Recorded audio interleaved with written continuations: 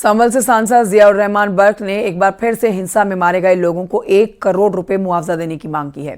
साथ ही सरकार पर भी हमला बोला है।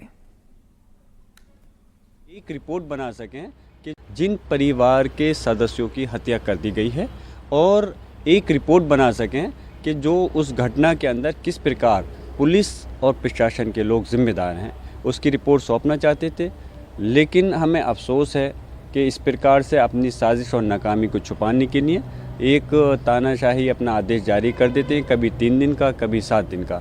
हमारी पार्टी ने इंसाफ दिलाने के लिए माननीय राष्ट्रीय अध्यक्ष अखिलेश यादव जी ने पूरी मजबूती के साथ में बीड़ा उठा रखा है। मैं उनका भी शुक्रिया अदा करता हूं और जो पीड़ित परिवार हैं उनको 5-5 लाख रुपए देने की पार्टी की तरफ से सरकार से हम मांग करते हैं। मुआवजा दे, हत्या की गई है उनकी तो क्यों मुआवजा नहीं दोगे?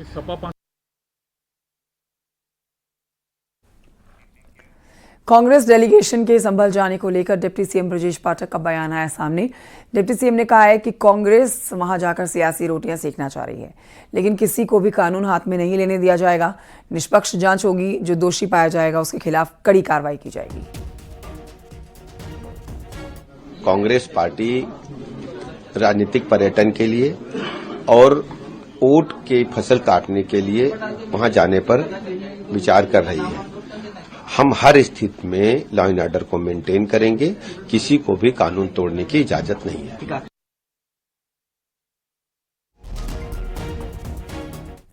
और आइए बढ़ते हैं आगे, आपको बताते हैं संघ प्रमुख मोहन भागवत ने 2 से 3 बच्चे वाले बयान पर अब बीजेपी के सांसद डॉक्टर दिनेश शर्मा का बयान भी सामने आया है।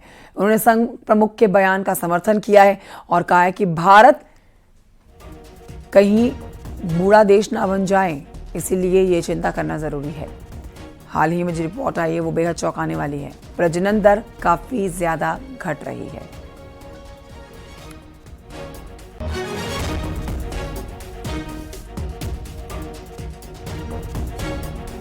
2.1 का जहां पर आया है तो इसमें मुस्लिम आबादी की दर भी पहले से कम हुई है और हिंदू की आबादी दर तो बहुत ही कम हुई है।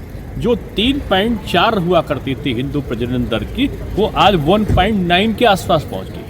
ये चिंता का विषय है कि भारत कहीं बूढ़ा देश ना बन जाए। उन्होंने हिंदू और मुसलमान का वर्गीकरण करके नहीं, उन्होंने भारत की जो व्यवस्था है, जो विकास है, उसके संदर्भ में मैं जो समझता हूँ, हमको लगता है कि वो उनकी चिंता का विषय रहा है। उधर सीतापुर में ग्रामीणों ने बीजेपी ब्लॉक प्रमुख के प्रतिनिधि की पिटाई कर दी है। अवधेश चौहान की हम बात कर रहे हैं। ब्राह्मण समुदाय के एक व्यक्ति को गाली देने का आरोप इन पर है। इसके बाद गांव वाले उनके ऊपर टूट पड़े, जमकर पिटाई कर दी गई। पैमाइश के दौरान मौके पर मौजूद पुलिसकर्मियों ने बीच बचाव करते हुए किसी तरह से ब्लॉक प्रमुख प्रतिनिधि अवधेश चौहान को ग्रामीणों के चंगुल से छुड़ाया और सुरक्षित स्थान पर लेके गए। पिटाई का वीडियो भी आप देख सकते हैं।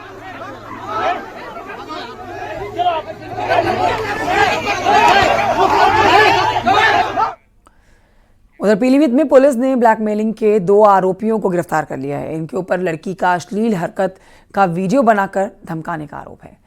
इसमें आपको बता देते हैं कि दुखी होकर लड़की ने तेजाब पी लिया है और लड़की की जब हालत बिगड़ी तो घर वालों को इस बात का पता चला। आनन फानन में लड़की को अस्पताल में भर्ती कराया गया, जहां पर गंभीर हालत में हायर सेंटर बरेली में लड़की को भेजा गया है।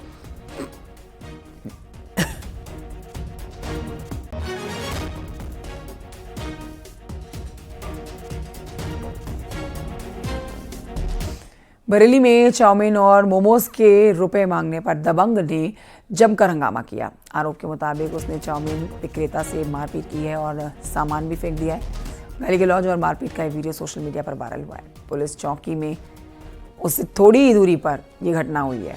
सुभाष नगर थाना क्षेत्र के मणिनाथ चौकी के पास की घटना है।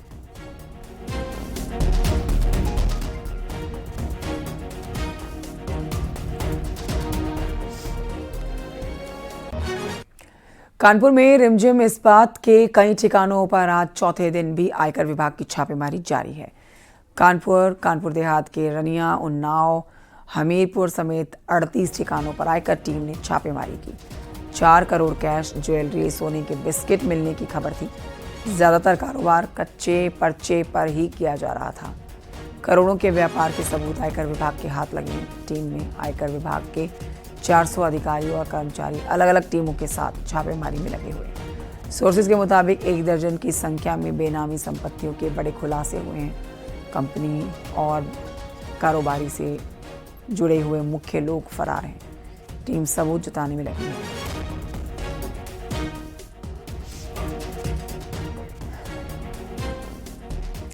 वहीं हमीरपुर सुमेरपुर इलाके में रिमझिम इस्पात फैक्ट्री के ठेकेदार पिता पुत्र को आयकर की टीम ने उठा लिया है।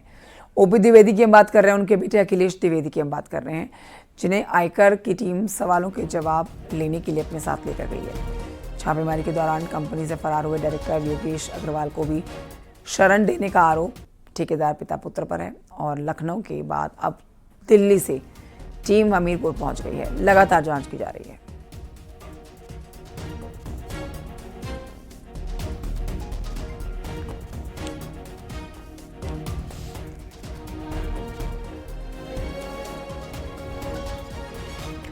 ज्ञानवापी परिसर के वजूखाने के सर्वे की मांग वाली याचिका पर आज इलाहाबाद हाई कोर्ट में सुनवाई होनी है। दोपहर 2 बजे सुनवाई होनी है। याचिका में आर्कियोलॉजिकल सर्वे ऑफ इंडिया से वजूखाने का सर्वेक्षण कराए जाने की मांग की गई है। मुस्लिम पक्ष ने वजूखाने का सर्वेक्षण एएसआई से कराए जाने का विरोध किया है।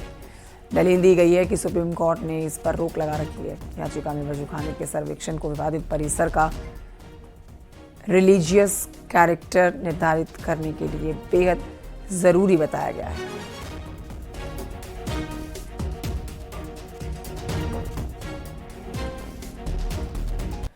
गंगा प्रदूषण को लेकर दाखिल याचिका पर एनजीटी ने नई दिल्ली में सुनवाई की है और एनजीटी ने प्रयागराज में गंगा जल की शुद्धता को लेकर मुख्य सचिव की अध्यक्षता वाली उच्च स्तरीय कमेटी के रिपोर्ट नहीं जमा करने पर नाराजगी जताई है।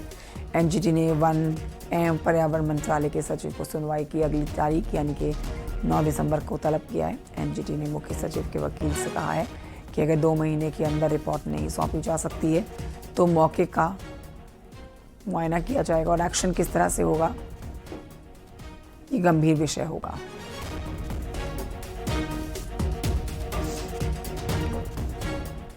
मुरादाबाद से खबर, जहां पर ब्राह्मण महाकुंभ 2024 का आयोजन हुआ है। ब्राह्मण महाकुंभ के दौरान श्री राम मंदिर आश्रम धामपुर के पीठाधीश्वर महंत राधेश्याम दास ने सनातन बोर्ड का मुद्दा उठाया है। सभी संतों ने एकमत होकर सनातन बोर्ड को बनाने की मांग को सही ठहराया। कहा कि देश में सनातन बोर्ड बेहद जरूरी है। ये हिंदुस्तान है, ये हिंदुओं का राज्य है। उन्हें तो केवल रख लिया गया, जैसे पाकिस्तान में केवल उनका राज है, लेकिन इन्हें रख लिया गया और वो भी केवल बहुत विचार के नहीं किया गया, ऐसा मेरा मानना है, जिसके कारण ये झगड़ा होता है। जबकि हिंदू राष्ट्र में वक्फ की आवश्यकता नहीं। अगर आप उनका वक्फ बनाते हैं तो हमारा सनातन वक्फ भी बनना चाहिए, क्योंकि सनातनी बहुसंख्यक है, वो तो अल्पसंख्यक है। उनके लिए तो आप सबसे आगे पार्टियां पहुंच रही हैं। केवल एक पार्टी है जो उनका खिलाफित है,